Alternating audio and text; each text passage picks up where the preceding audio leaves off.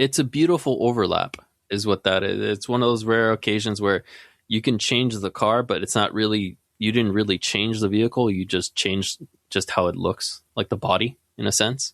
But a lot of the suspension, everything else, a lot of the paperwork, a lot of the study, everything else doesn't go away. It's still pretty consistent. Not exactly the same, but close enough where you don't lose a lot of all that expertise, that feel, that car that you've been in a long time, that feel. You don't lose too much of that.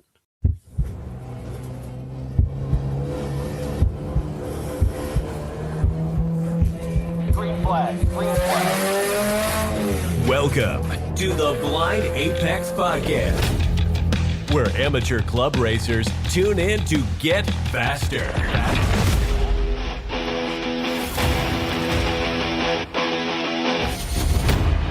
This episode is brought to you by DeechWorks Fuel Systems. Use Apex 10 at DeechWorks.com to save 10% off fueling your passion. If you want to help the podcast, any podcast, share it with friends, or to help this podcast specifically, go to buymeacoffee.com/The Blind Apex Podcast. Also, use Blind Apex 2025, all one word, at racesetuppro.com and save 20% on a monthly or annual plan. Hello, and welcome to another episode of the Blind Apex Podcast. Happy New Year. And with the start of a new year, we start with a very, very passionate topic. The passion, the commitment to one car. Join us for these questions. Can I handle one car? Is it enough? Must I give up my second race car? More in a few minutes. So if you don't recognize that voice, joining me, someone who tried to bribe their way, unsuccessfully, mind you, to win the 2025 giveaway. Someone who actually brought this topic to me. So that's why I let him do his own intro, really. One of the most creative people I know, who has all the cool toys to play with and he uses for his business. Eli from Evilla Motorsports. Welcome back to the podcast, sir. Thank you, sir. Thank you so much. Happy to be here. And I still say it was rigged. I tried hard. I was fair. No one said I couldn't do it. No one said I couldn't do it. Everyone said it was rigged except for the people who won. And they were like, what? Me? So, yeah. I think this topic, we were talking before I pressed record. I think this topic's going to spur another conversation that we're going to have to do our own homework on. Maybe on how to select your track or race car. I've covered a lot of different cars like Miatas and Vets and stuff like that. Different race series, but I guess we'll get a little bit into that here. But how to go about selecting it is a whole podcast on its own. But we want to talk about the benefits, right? The benefits of sticking to one car and not, I don't know. How many cars do you own, Eli? For track purposes, I own 2, almost. Well, I had 3, but then I sold the Elantra N. I had that for a few months. I love that car. Okay. Which, I mean, that tells you right there. I think, it's like I said, I feel like it's more of an intervention episode, which I'm already getting like cold sweats and kind of nervous and anxiety because I don't want to admit to this and be like, hi, my name's Eli. Well, just don't share with your wife so she can hold you to anything you say in this, and then you'll be okay. Oh, yeah, that's so true. Yeah, fair warning. Please advise if you're listening to this podcast. If your wife is listening to this podcast, you might just kind of move the episode to another time frame. You know, I don't want to get crucified for this because I feel it needs to happen. It's like, it's kind of like admitting, you know, it's like an AA meeting. It's like, yeah, no, my name's Eli and I have like 2 race cars and I need to cut down, but I don't know where to start. And I want another race car. I just got a good deal on Facebook Marketplace. I don't even know why I'm here anymore. Yeah. If I acted on every car I liked on Facebook Marketplace, you know, every deal that I found, my 5.5 acres would look like a junkyard. No, it looked like a car meet, sir. Okay. No car is a junk car. It's a car with potential. That's what my inner Bob Ross tells me. Right. Okay. every canvas is just potential, right? Like, yeah, it's just potential for happiness, for joy. I mean, I'd love to have a parts car, but I think it would be frowned upon sitting out in the yard somewhere. So, but it's if you have the space, it's worth its weight in gold to just have a parts car. But you're absolutely right; it is frowned upon. I have a conspiracy that says that it's frowned upon because everybody else wants a parts car, but they can't have it. Yeah, but okay. So, I understand. I know people with parts cars is the problem. So they're lucky. I'm not. And yeah, it's okay. I don't need to buy a parts car. Yeah, I don't need one. No, you need to buy a running car, the same one, and have it there just in case you need the parts. That I would. It still runs. Well, and also we wanted to use it as a 1-lap car. So I figured I would steal all the leftover race car parts, throw it on a 8th gen sedan, and go have fun on the 1-lap. So, yeah, or it can be your daily, or your daily for your daily. I mean, I put 40,000 miles a year on my car. Oof. So my daily does need a daily because every now and then it's got to go to the shop, and driving my truck into work is an expensive proposition for me. Oh, heck yeah. But I mean, after so many trips, you're basically paying for registration for an event. Oh yeah. It's in the truck. It's $60 a day for me to go to work. Oof. So, yeah. Yeah, I love Hondas and their mileage. I can't beat that. Yeah, in the Honda Fit, it's $17 to $20 a day to go to work. God bless the Honda Fit. Yeah. So, okay. All right, let's get on track. Yes. Because now I'm tempted just to buy another car. This is very counterproductive to the episode. Already surfing Facebook Marketplace. Who would benefit the most from this episode? I think the ones that would benefit the most are the ones that are starting to get into the sport. Like would have, for example, like did already their first or second track event and is really interested in pursuing this, just like all of us. I mean, all of us at one point that are firm on it. I think it benefits intermediate people that are enjoying track life and want to either fully cage their vehicle, what they're driving now, or pursue it to like wheel to wheel or like time trial or stuff. I think it benefits there. It benefits anyone in general that wants to improve their driving skills, like the skill itself, not per se the car. I think that's where the main benefit is. I think that's where the main dividends pay. Well, to the commitment of one vehicle. But you mentioned this is an intervention, and I'm not going to say that we're old, but we have some experience, right? And I think for the old heads, those of us who've been doing this for a while, it's our intervention, and it's the please intermediate and beginners learn from our mistakes. Yep. And it helps the veterans in a sense where it's like, hey, listen, I'm guilty of it too. I have way too many cars, and they're not all the same car either. It's a different car. I'm like, commit to one car and you'll get more joy out of that car because you'll be on the track more than it. I have a lot of friends that have two cars. Some of them are the same model or just overlap, but they've spent so much time working on their daily, like, just HPDE car that they've ignored the race car and are so strained on finances where they can't do both or end up not racing for 1 or 2 years or more, which sucks because you want to see that person at the track. I mean, I'm guilty as much as anyone else, because I'm like, okay, focus on one car, but I can't race the other one that's already ready because I need to finish this car first, so it's taking up more time. So it's an important thing to talk about as we're starting the season as well, because whatever you give up, it's gonna go towards the race car, towards your driving, ultimately speaking. I don't have a second car that I would put on track, but I have a second project.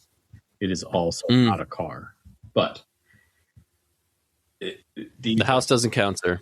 No. It's a 1973 Honda CB750 that I've had for 20 years now. Mm-hmm. And while I've made progress, the engine has been out of the frame for 19 of those 20 years. Oof. But it's because I made a commitment to go racing. And when I'm done messing with this car and I just drive it, I'm going to pull it. It's hanging from the ceiling. The frame's hanging from the ceiling. I'm going to pull it down and start working on it. I get tempted all the time. Like if I worked closer, if I lived closer to work and had more time at home, I would be working on it. I slowly collect parts, but we're guilty of these things. But I'm absolutely committed to my race car and my race program. I drive a front wheel drive car. What is your race car? Well, cars, it's plural. Okay. So I still have the Rio, which I need to let go. It's front wheel drive, works great. It's solid. Doesn't have much power, but it's a great car for seat time and just maximizing skills in driving, whether it be wheel to wheel, traffic, momentum, endurance racing, just get the most out of it. It's great. It's a great platform just to get seat time in. Immediately, I thought it should be like low level endurance car, whether you theme it for lemons or use it for Lucky Dog. Lemons, Lucky Dog, Champ Car, whichever. It's great. I get 22 miles per gallon on track on that thing. Yeah, it's exceptional. So I'm totally derailing this, but it's fine. Oh, it's fine. What stops you from keeping it and doing like a once a year, get the homies together and let's do an enduro race? So it's funny you say that because that's literally where it's at now. That was right now the car's in California. It's with Josh at KTM Tuners. And the whole reason I left it there, and it was for that exact reason, like me, get Josh, a couple friends together, and just do some enduros and burn tire and brake pad and just have a ball with it. Scratch that itch where we're like back to our senses and then focus on our cars and then just leave it there. And all I have to do is change brake pads and oil. Yeah. I wouldn't I don't know. It's a fun car. Oh, absolutely. But it's not. It's a great training vehicle too. Yeah. But it's one to create memories with friends with. It is not. It is not the pointy end of a competitive field kind of car, generally. No, it's a fun memory car. And I think that's part of the reason I still have it is because that's the goal for it. But Josh is caught up with grid life and doing exceptional and he's currently in the middle of prepping the Elantra and my former car, getting it ready to be stupidly competitive for this year's season. Now that he has unlimited control of the vehicle because it's his now, versus before it was a borrowed car, it was another person's car. So now it's a canvas where he can do everything he can to make that car to the maximum level of the rules allowed. Me, I'm caught up in Spec E46, which is growing here now. NASA has a Pacific Northwest region, and then we have our local Cascade Sports Car Club that has Spec E46 and part of the conference. They do. So I'm like, okay, that's the route I'm going. And I made a commitment this year because I was supposed to drive last year, but Grid Life caught me up in support, and I have no problem with it. I enjoyed the experience. It was wonderful, but I sacrificed basically a whole year racing for Grid Life because I would come back after almost a week of being in the Midwest and would have to catch up on past weeks where it'd take me about 2.5 weeks to get caught up. And by the time I'm caught up and I was like, all right, I can finally work on the car, I'm already flying back to the Midwest for the second Grid Life event and a third Grid Life event. So I was like, okay, this year I made the commitment, a stonewall commitment, where either I finish this car and I race or I sell all the toys and be done with it. It's the only way I'll push myself hard enough I have to do this where I can just literally focus on this entirely. I mean, okay, so you own a front wheel drive and a rear wheel drive race car. Yes, sir. Your rear wheel drive car is... It's a BMW E46 for Spec E46. Right, but it's obtusely faster than your Kia Rio. Not by a lot, but yes, it's a significantly faster car.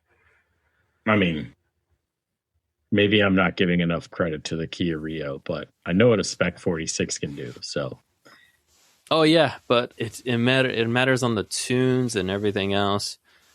I watched a lot of the guys, and the Rio wasn't too shabby for what it is.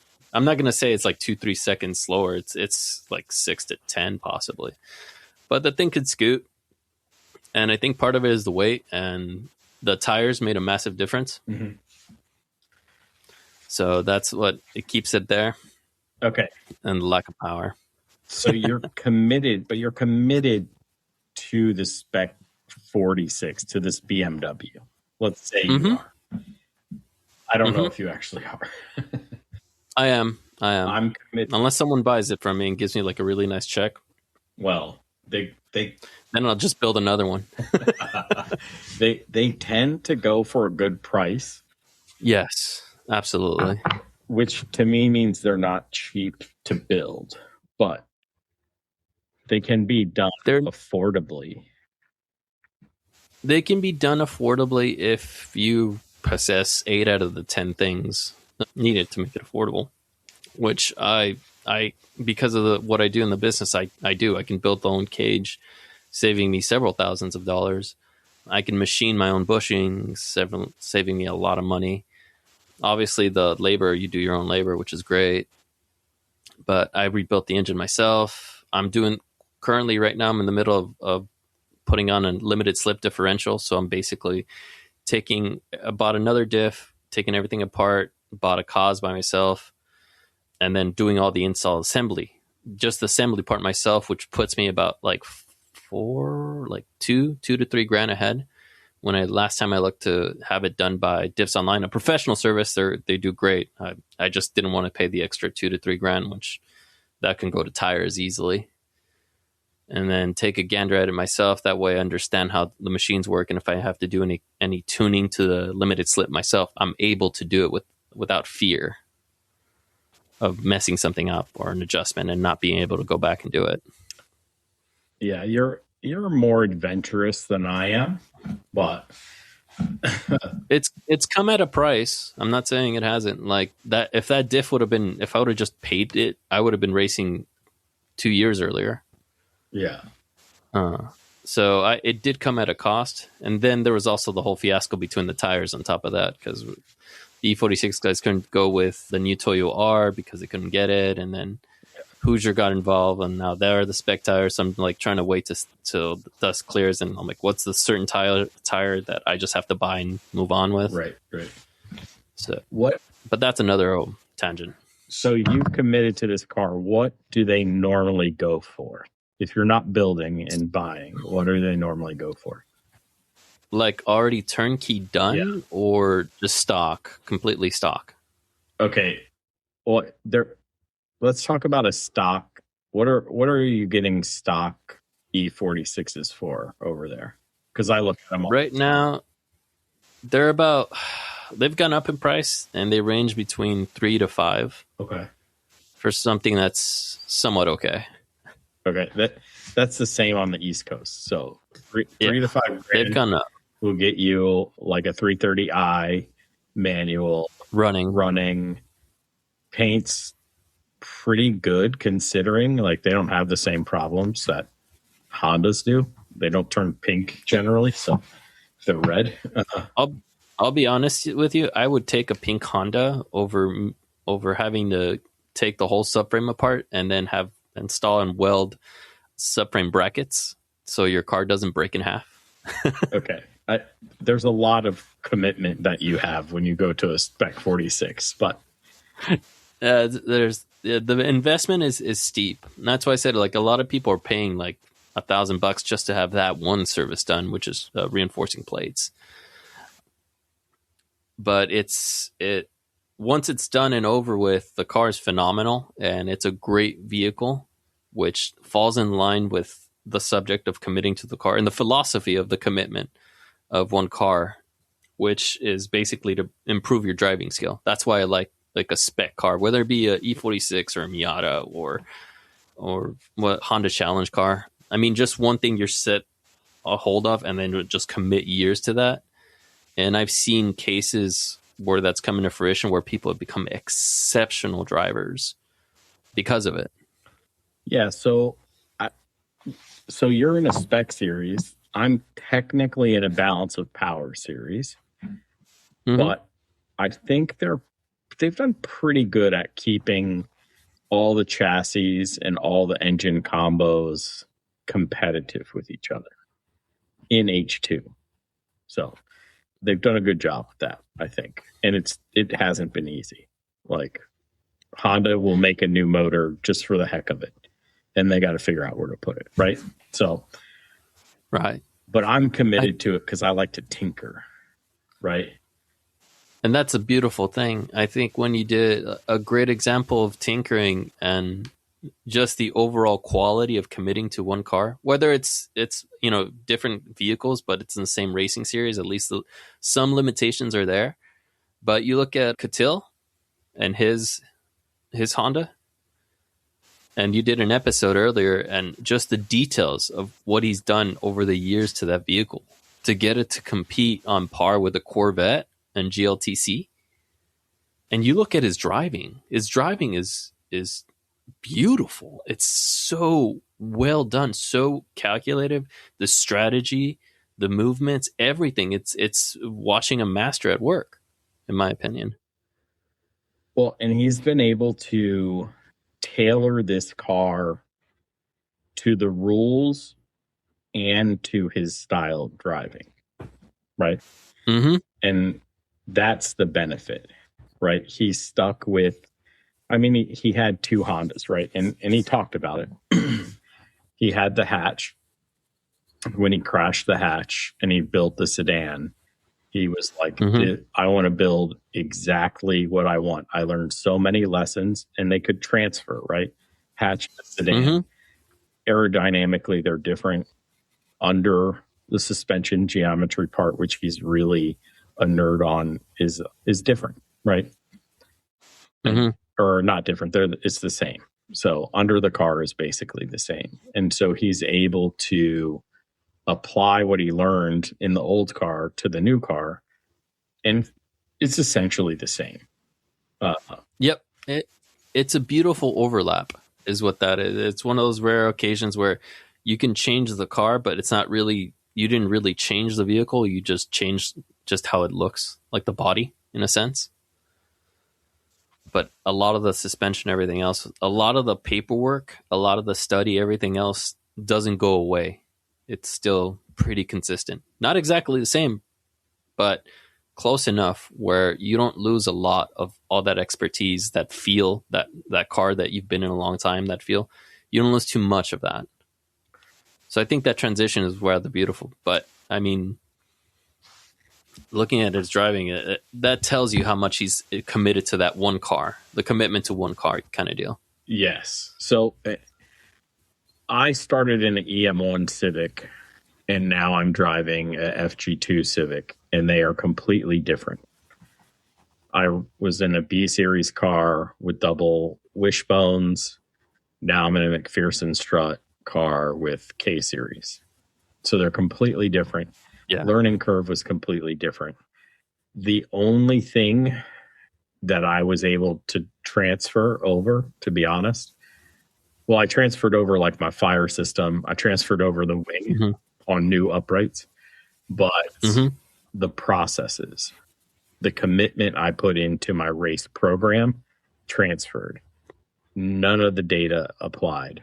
We were working on the car this weekend, Jason and I were, and he's like, holy smokes, I can't believe you've had this car for 4 years. We were wiring the AIM dash in, and he saw my annual tech stickers for 4 years. And I was like, yeah, I've had it for 4 years already. He's like, well, I didn't realize that. I thought it was like a year or two old. And I was like, yeah, it's 4 years old. And I finally got it where I want it. 4 years of committed race program commitment to, we joke sometimes about Evan McLaren and I joke about the money machine gun, just firing it off when we need to fix something. I haven't been afraid to search the ends of the earth for parts that I want to solve a problem I think I have. And I pore over the data to make sure it's not just me, the driver, right? So, and if it is me, the driver, I can fix it. I put together the program for myself to fix myself, right? I over 4 hours a week on the sim. It's dedicated in a certain manner. We do AI racing. We do drills. We do some other things. And then I go in the official group so I can lose, safety rating and stuff and just have a good time. But I love this car. And we were talking about new versus old and some things on you're in a slightly older car. What year is your BMW? 2001. Okay. Things over 25 years old now. Right. I have a 2007. It's almost 20 years old, right? So, yeah. But the bonus for me is I can go to Honda and buy most of the stuff I need, and I don't know if that's possible for you guys, but I can still get access to a lot of aftermarket parts and whatever need replacements. There's still some OEM stuff being made, but not a lot. It's just the car's 2 decades old. The beauty behind it, and it's well worth talking about when committing to one car, is the amount of aftermarket support that's involved in it. Because of the Spec E46 series, I can get just about any other part I need that ties into the series anyway. And because of the amount of cars that were built, I can relatively get a used part on Facebook Marketplace of some kid that is hoarding all the BMW parts for his drift car, but needs to get rid of some because his parents are pissed off because he's got all these parts in the backyard. So that's going back to that spare car thing. Yeah, so, yeah. I'm just saying. So I totally get it. New parts. I haven't tried sourcing new parts other than the spark plugs that are very specific to that car for whatever reason. But in terms of just overall support, that whatever you can find that makes still aftermarket parts like that is worth its weight. Like an FRS, you can get thousands of parts and you can get parts from the dealer still. And that car is, 2008, 2007 when it came out? Yeah, yeah. If we go to... Well, I did do an episode. I did one with John and Tony about, top track cars. But that's up there. The FRS BRZ, any generation, is a great car. If you own one, Here's the trick with this commitment thing. It's not only are you committed to the car, but you need to commit to the path that you want to go on as a driver, right? Mm-hmm. So you wanted to race. I wanted to race. If you wanted a time trial, maybe a Spec 46-ish build isn't the best, right? So all of these things, it's a whirlwind, but there's benefits to sticking with that car, right? I think the benefits outweigh the I guess what's the best way I can say it? The alternatives. If you're patient enough, because you nailed it. For racing applications, what each of us has matches what we want. But the overall goal, as far as like the commitment to one car, is improving your driving.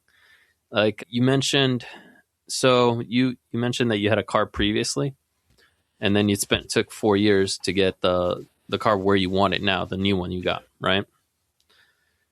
Can you imagine if you started with the car 8 years ago instead, and then been 8 years in development with that vehicle? And the same goes with me. If I would have started with an E46 instead of the Kia Rio, where would the car have been now? And it could very well be near, not as good as Catil, because I've seen that dude's quality, but I would say near, hopefully, where he's at, where I can just maximize the amount of seat time I have, and then take more focused approaches towards lowering my lap times, which are in the slivers at that point, where I can get more value out of my coaching. If I hire a professional coach, I'm able to see the variances because I've been in that car for so long, where I don't have to, try and learn the car while trying to learn the coaching that I'm getting from it. If that makes any sense. Yeah, you want it to be familiar. You only get familiarity by spending more time with it, right? Mm-hmm. There's a level of comfort that I have in that car now that I didn't have the first couple of years. And if I would have, I was frustrated, right? I was trying to figure out how to make this McPherson strut turn without burning the front tires off. If I would have punted, sold the car, and gone back to it like a DC2 Integra, which everyone seems to drive in my class, or maybe picked up another double wishbone car or something, a hatch, a sedan, or a TSX or something, right? Right.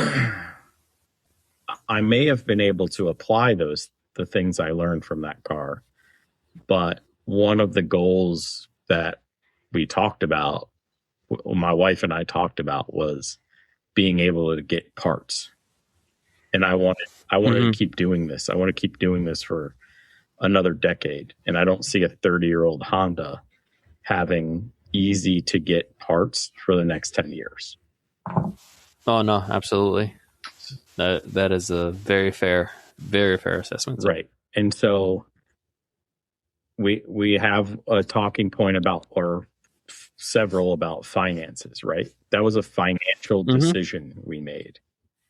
It would have been cheaper, faster for me to build an old car again, transfer all the parts over, and just find a tub, cage it, transfer all the parts over, go racing.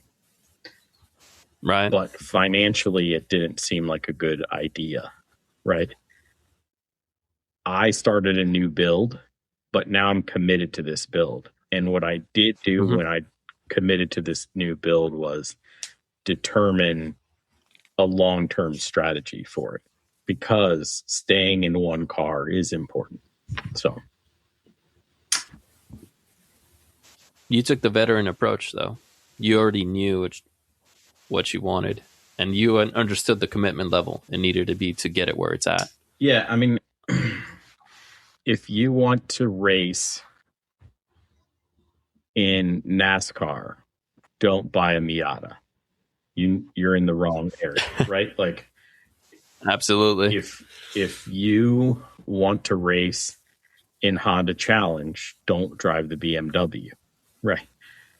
Right, and vice versa. Vice versa, absolutely. You have to set your goals, there will be changes, right? I know there's guys Mm-hmm. who they start going to the track, guys and girls, and they start going to the track in whatever they graduated. They were driving it when they graduated from college. Okay. Mm-hmm. And some of those people they turned them into race cars. They Yep. graduated from college, got a job, drove that car to work every day, did their HPDEs in it, put a cage in it, and raced it to this day. They all race in Super Tour. Yeah.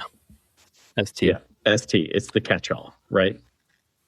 Yeah. But yeah. there's a million other classes out there, right? Not a million, but Mhm. plenty of other classes. Several.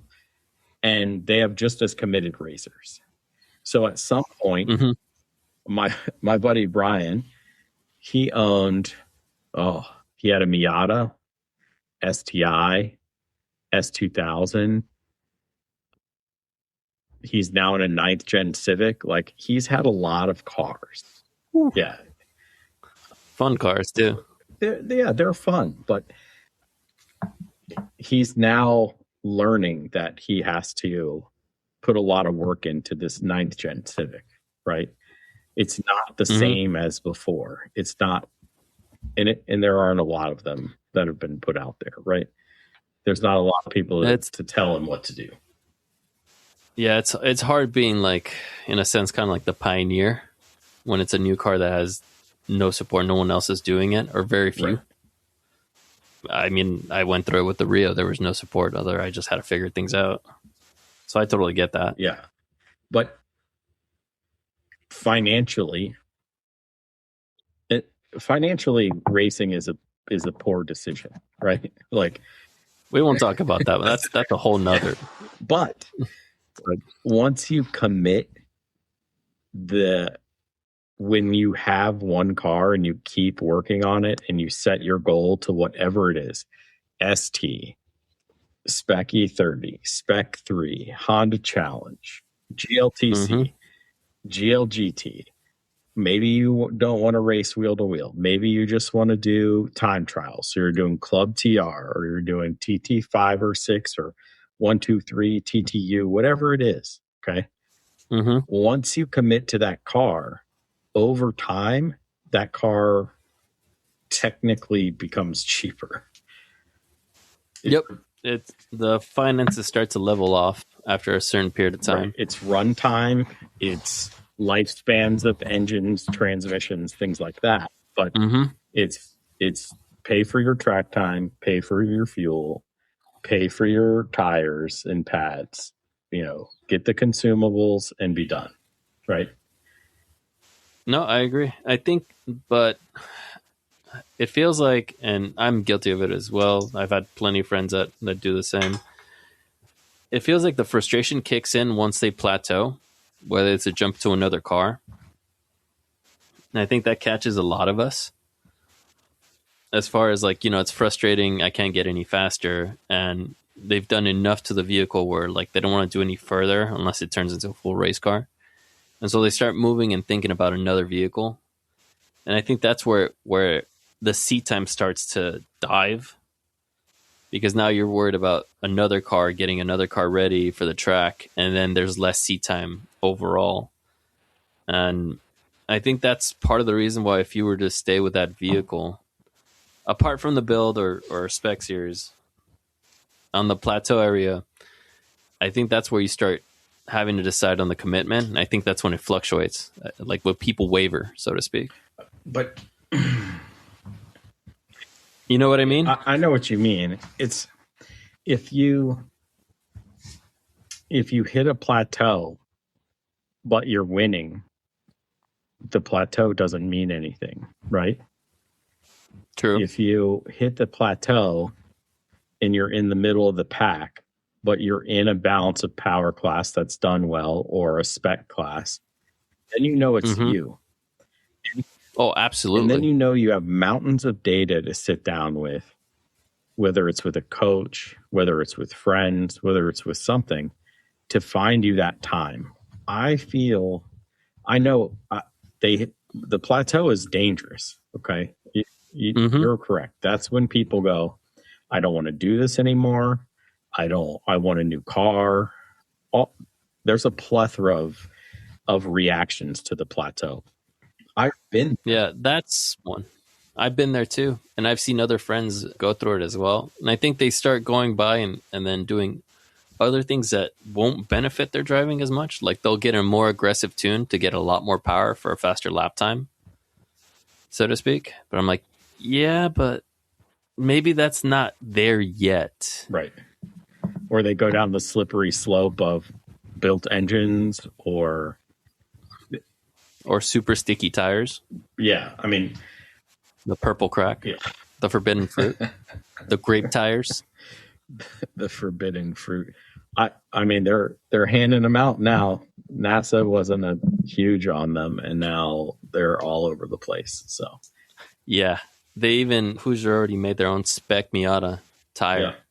I was reading on the announcement, their special case Spec Miata tire. I'm like, Jesus, we're just gonna ruin all these great drivers, man. Just give them the taste, and then they'll never go back. And then pretty soon, everyone's gonna be fighting for Hoosiers. No one's gonna look at Toyos or any other tire. I mean, that's the whole. We could argue about that all day.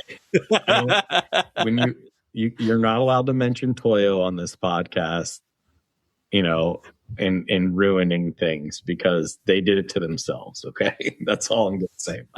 I love Toyo tires. I love the RR. The RR has been a staple for like a decade for me. It's treated me so well in dry and in rain.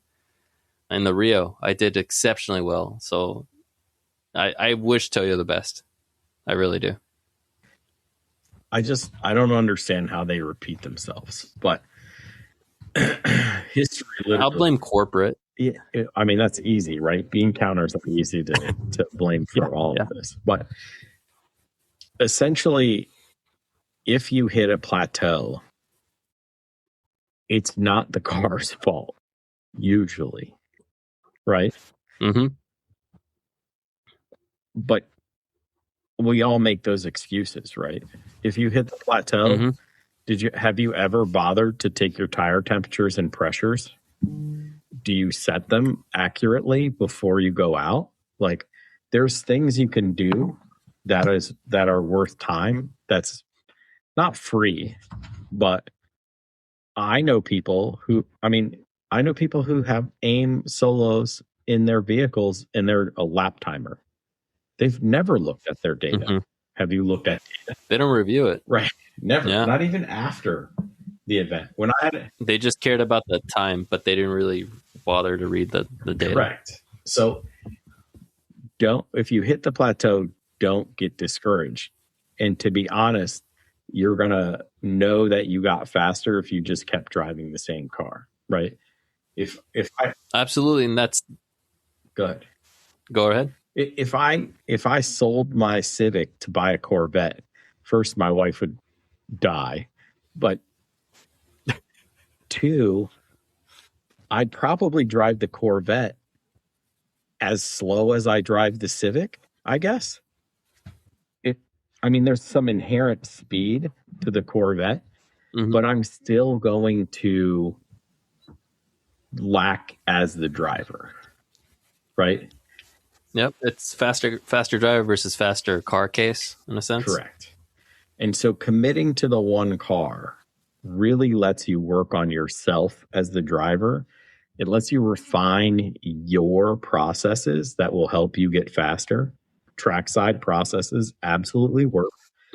Measuring and recording your tire temperatures, all that stuff, it all comes out in the wash. It will help you with enough data and enough understanding.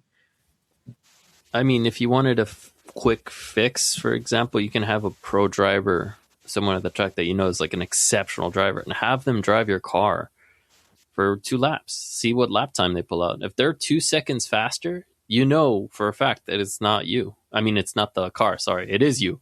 Yeah. And if they're 2 seconds faster, they were still driving 9/10 because they're in somebody else's car, right? Yeah. So they're 2 seconds faster and they left time on the table. And that power with those tires, with those brakes, and that setup. That's how, as far as like the Rio, that was my way to avoid buying new tires. Was I would have Jim Pierce at the time was a pro driver. I would have him drive my car. I'm like, just drive it and put a lap time in. And then I would see his lap time and I'd see where I was at. And I'm like, okay, I was like 8 seconds or 10 seconds. And then I moved to 8, then I moved to 6, then I moved to 4. Then I was pretty much at 1 second behind him. And that's when he was like, yeah, at that point, he's like, there's not much left in this car. He's like, I went hard as I could. And there's not much left in it where it's at right now. But during the meantime, I would always I was like, dude, why don't you just get, stickier tires? You'll be faster in those. I'm like, it doesn't matter if I get stickier tires or more power. Like, I'm still 1 second behind. Like, that tells me all I need to know. I don't need to add more stuff to it. I need to get to that second on par. And once I'm there, then I can decide from there what I want to do. For sure. And man, when you get to the 1 second realm on a 10-second course, or not a 10-second course, if you're 1 second away on a 10-turn course, that's a tenth of a second per corner. Mm-hmm. That tenth of a second can be in the approach, in the braking, the approach angle you're taking, where you touch the throttle, like when you get on the throttle, how quickly you open the wheel up. There's a plethora of things. Oh, yeah. But it can easily be something as coming in too aggressive at the start to the point that the tires are already giving out by the end of the lap versus being consistent all the way through. Correct. And that applies to corners as well. You can come in too hot to where you're actually giving up the exit because you came in too hot.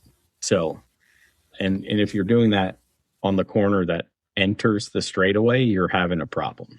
Okay, that's a problem. Personally, I had this is my second race car. Okay. I bought a used race car that had been wrecked at one point, and then the chassis started to fail on the corner that it got wrecked in. Okay. Oh, yeah. Right. Yeah. So that's what forced me into a new car. All right. But that's a valid reason. That is 100% a valid reason. Yeah, absolutely. Okay. In our world, if you're driving a Crown Victoria because you're one of those people who likes to go buy them from the auctions and then daily drive them, and then you took it to the track, and that's all well and good. If it introed you to being on track and still can work as your daily driver, keep it. And you may need to find something that's competitive, right? Or meets your goals for what you want to do on track. You know? I do have a case about that, actually, as far as like to one car. Yeah, it's from a pro driver, Johann Scheid. Okay. And so as a BMW driver, right? For him to prepare, BMW basically let him have 3 M3s. And this is in the 90s, where he basically just did the Nuremberg rig. It was to prepare for, I think it was a 24 hours of Nuremberg in the 90s. And he's like, I need 3 BMWs, the same one, same model, nothing, which is an M3, which is not, it's not exactly asking for a little bit. And he drove, so he wrecked one on track, but the other 2 fell apart because he put so many laps into it, to the point that they fell apart. And he ended up winning the series, the Nuremberg, the 24-hour, and did a bunch of other championships, mind you. The dude's an accomplished driver. But that's a case of where the dude stayed with the same vehicle. Granted, it's the same model exactly and was well funded, but the principle stays as far as the commitment to one car. That dude put thousands of laps into that same model, to the point that how do you wear out 2 brand new cars? You know what I mean? Well, How many laps do you have to do in the Nürburgring for you to wear out two M3s? A lot. But this is the caveat to this conversation is you can commit to one car, but eventually that car wears out, gets wrecked, something, right? Mm-hmm. And so do you commit to, like this guy had 3 BMWs? Do you buy exactly the same one? And then, you know, most of the stuff transfers over. Most of your data will apply to the new car. Things change as the car starts to wear out. But, you know, or do you make chassis flex? Or do you make a big change like I made? I say a big change. It's still a front wheel drive car. I think a bigger change would have been me going to a rear wheel drive car. But yeah, that would have been a drastically massive change. But it's still, your change was massive enough where you had to relearn the car. It's not like the change that Catil did, where he went from the hatch to the sedan, or Jaime for that matter, who has a hatch race car and has now the sedan version of it. correct. I think in a sense, it ties into the goals.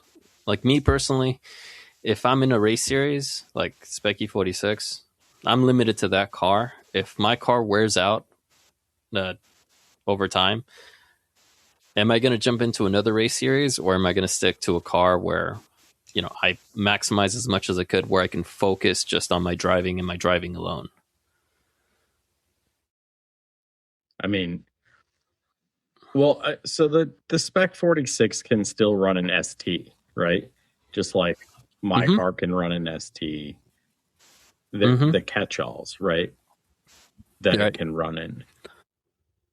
But I think that's sort of the crux of the issue is everything is brand outside of GLTC and GLGT, which are, you know, power to weight classes, which they have 2 of. NASA has 6 of them. FT 1, 2, 3, 4, 5, 6.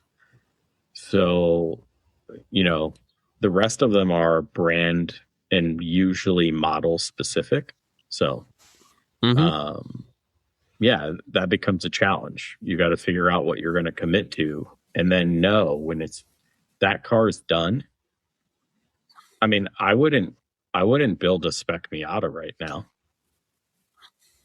No, didn't they just release a new, like, I think SCCA released the new updated Miata, not the brand new one, but I think it was like the NC. Yeah, they have the NC. I don't remember spec MX5. They give it like but so, and that's a great car. I think if I was a Miata guy, it is. Yeah, I have the hair for it too. You do. I don't. Nothing would blow in the breeze with the top down. So over here, so the breeze would blow quickly over my bald head. So maybe I'm a little more aerodynamic in a Miata than you are, but yeah, you'll beat me for sure. The NC is a great car. If you have one, it might be a great class to go to. I'll tell you, it's late in development because most people have way more stuff on the NC than that class is going to allow. Yeah. So that's the other thing is when you set your goal for your car, don't overbuild it. You know, if you're going to run Honda Challenge, don't put a tire bigger than 245 on your car or 235, depending on the year. You guys run 255s, right? I like to say, yeah, we're 255. Yeah, so don't go bigger. You can run whatever, like the Continentals or 200 treadwear or whatever, but once you start going, all right, I've graduated. My goal was to go spec 46. Start running some events on the tires you're going to run. You need to learn those. Oh, I agree wholeheartedly. Yeah. I think, and that's another part that I feel that it's kind of like the way of trying to get around a plateau is immediately going into another tire, a faster tire, just for the sake of going faster. I'm like, yeah, but all your progress and everything you learn, all the data, if collected, is now doesn't apply because you just threw in a massive variable, which is tires, like a new different tire. Like I'm not going to expect you, like you can't expect the data that you get from, I don't know, what was it? What's that brand? Either Vittel or whatever, the China tires that are like super fast. You can't expect to use that data from that tire with the Hoosier Track Attack one. The Vittor. Or the Vittors, yeah. And compare that to like a Hoosier Track Attack and compare that to, you know, a Toyo R888 streetwise. You know, and you're bringing up old school or tires, even R888. Yeah, I know, right? I mean, you're the Toyo fanboy over here, so I'm trying. I'm giving them. They're always nice to me. I got to be nice to them back. They're in a hard patch. You said it yourself. They're in a little hard patch right now. A little bit. Just gonna wait till it smooths out, softens up like their tires. So I know I see your notes, but is there anything else we need to cover about why we should be dedicating ourselves to one car? Just the overall benefits are in terms of driver skill. It's just overall that's the goal if you want to be a better driver. I've seen a lot of people be frustrated and because they've either plateaued or aren't getting any faster. And so they got bored and moved to another car. And I think that's why I wanted to mention the commitment to one car, because some people, they may be starting on another car now, or some people may be like in between two cars and haven't decided. And if they listen to this episode, it's like, all right, fine, I'll decide to this car and either sell the other one or just keep it as a daily, not mess with it at all. So that was my focus on the commitment to one car. Because I feel if you stayed with one car, you will be a better driver. And the car that you decided to commit with, you can focus all your money, your energy on it and make it a much better car versus being split between two cars. Yeah, the money side is kind of a big deal, probably more than we actually made it out to be. I mean, when you start buying diffs, coilovers, all that stuff, like that takes away a lot of seat time.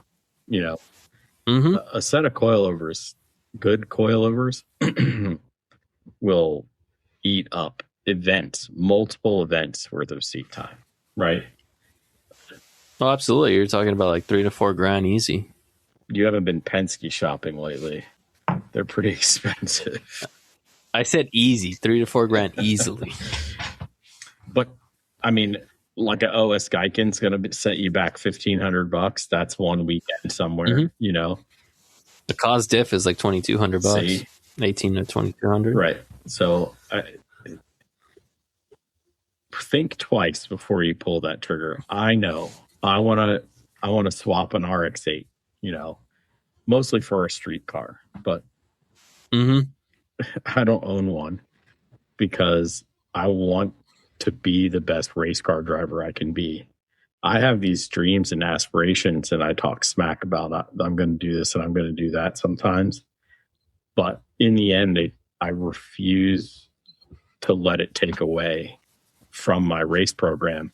And committing to another build, or look, here's another reason I won't own a Miata. Well, any of the Miatas is eventually I'm going to swap it. Right? Yeah. And it's going to be $10,000. So just when you start looking at two cars, two sets of spares, all the stuff that goes into making a track car what it really should be, it's expensive. Why do it twice if you don't have to? Even if you're staying with the same car, it's still just, it's painful. It's less painful because you've offset the part replacements per se. But if you're having the same car, you're still splitting a lot of your time and money on both vehicles because they both need maintenance. They both get wear and tear. You know, John and Tony are dying over talking about this because all their project cars sit on jack stands and collect dust, you know. So it's a curse. to have another project. Yeah, car. they don't do maintenance on But jack it's stands, you know. They don't do it a service either. And every extra project car you have is just less time that you have spent on the track, unfortunately. For sure. And I'm guilty of it. I'm not saying I'm not. I just understand the weight, and I'm like, all right, I need to make some changes, which is why I felt it's worth talking about. Because there may be somebody that's, in a worser situation than I am that is stuck in between, like cars that are in jack stands or one of the engines isn't running and the other one is, but they can't spend money on the other car because they have to pay to have the engine rebuilt.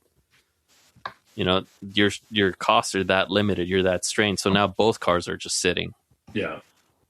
I'm blessed that both my cars run. Like all my project cars run. But that's the standard I set to myself. I'm like, I'm not having nothing that doesn't start. I do not want to push anything. That's a rule in our house, is that it has to run when it arrives here, because I might have bought one home that didn't, and it didn't run afterwards either. So yeah, I live by that standard. Is like, it has to run. If I'm getting a project, it has to run. Yeah, and do as we say, not as we do, because you're supposed to learn from us, not model. Yeah, emulate us. Don't do that. It would be a bad idea. We're both happily married, but outside of that, like, we've made mistakes. So the only reason we're not in a worse situation is because we have patient wives. Yeah, for sure. And supportive. That's the only reason. Yeah, for sure. So find you one of them and you'll be better off, but you still won't have two project cars running at the same time, probably. So, oh my God. And that's another podcast episode in itself.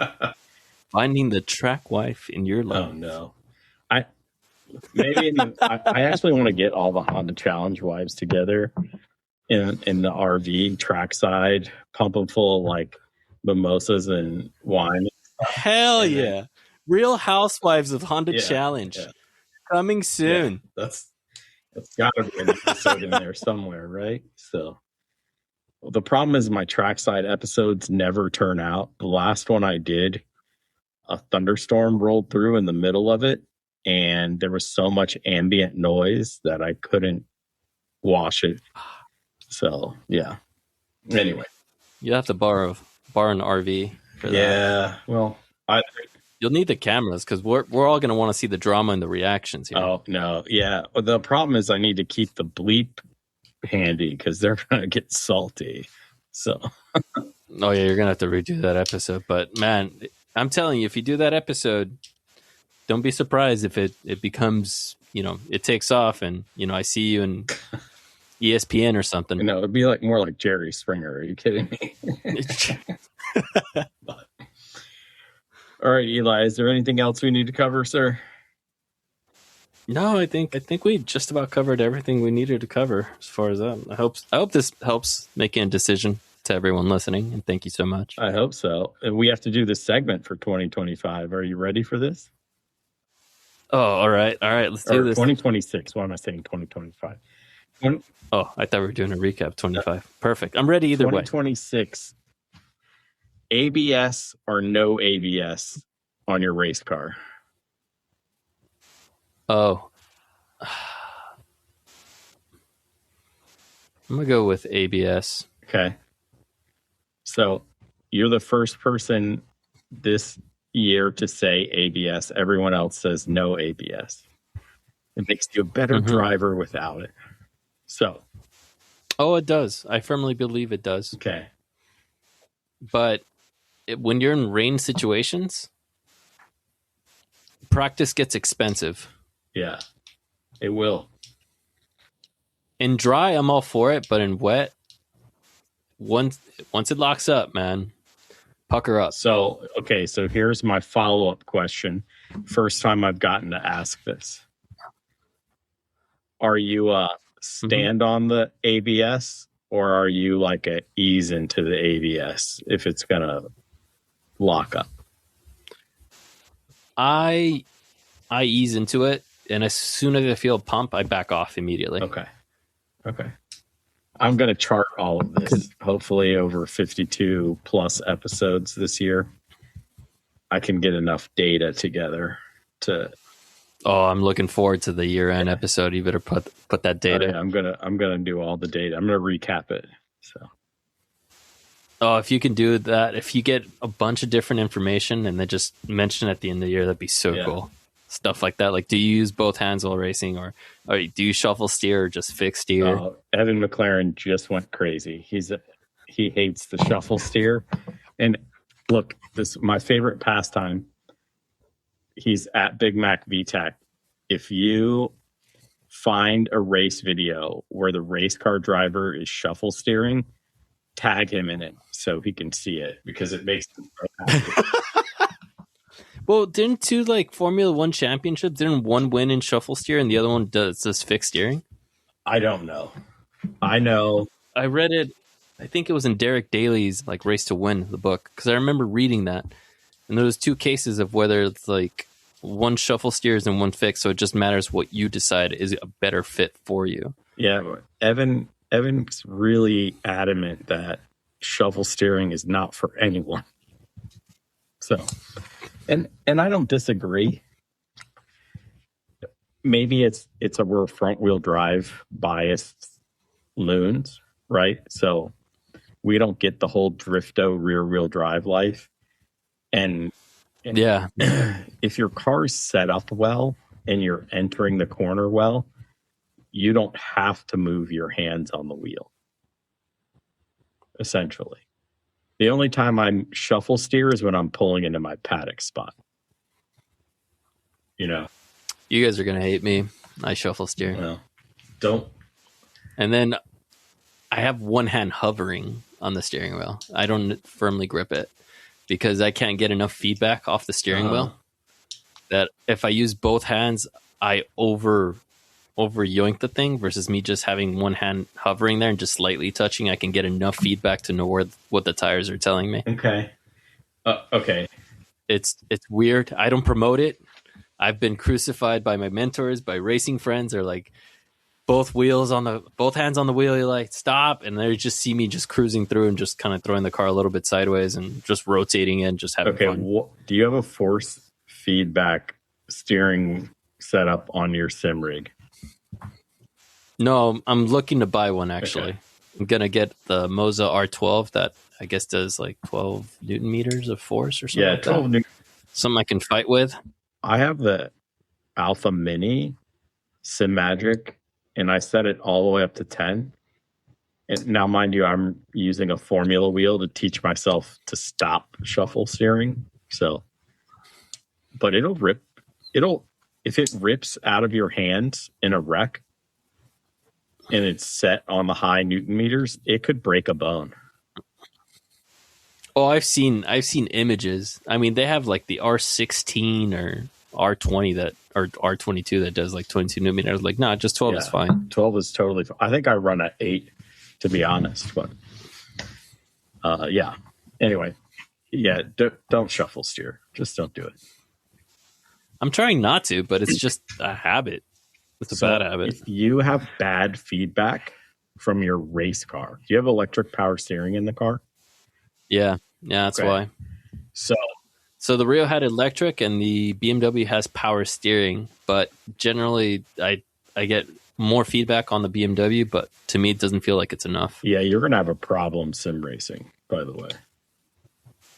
Oh, I already do. It does help that I use rally, like dirt rally, for just application driving, but I shuffle steer there because you have to. It's just the car road. I have to, pretty much. I think that's where my habit came from too, honestly. Probably with the floating, not fully committed grip kind of thing.